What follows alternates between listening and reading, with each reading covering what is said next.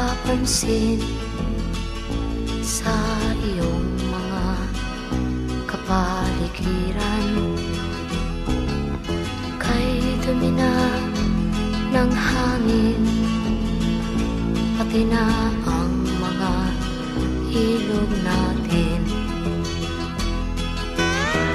Hindi nga masamang pag-unlad at malayo-layo na rin ang ating narating.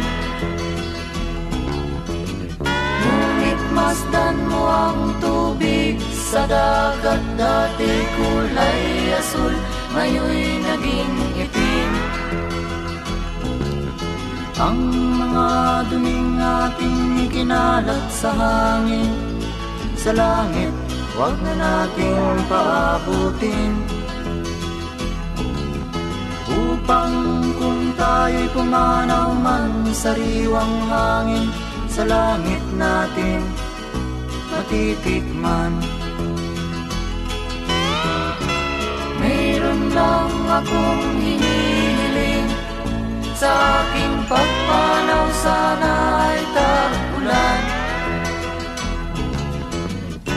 Gitara ko ay aking dadalhin, upang sa ulap na lang tayo magkantahan.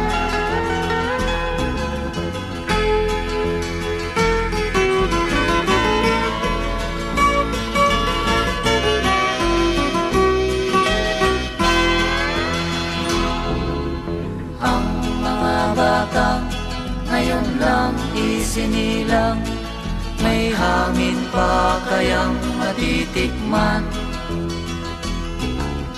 May mga puno pa kaya silang aakyatin? May mga ilog pa kayang lalamuyan? Bakit di natin pag-isipan ang nangyayari sa ating kapaligiran? Hindi nga masamang pag-unlad kung hindi nakakasira ng kalikasan. Darating ang panahon, mga ibong dala ay wala nang madadapuan. Masdan mo ang mga punong dati ay kay tatag, ngayon'y namamatay dahil sa ating kalukuhan. Lahat ng bagay na narito sa lupa, biyayang galing sa Diyos kahit nung ika'y wala pa. Ingatan natin at huwag nang sirain pa, pagkat pag kanyang linawi tayo'y mawawala na. Meron lang akong hinihiling, sa aking pagpanaw sana ay tag-ulan. Gitara ko ay aking dadalhin, upang sa ulap na lang tayo magkantahan.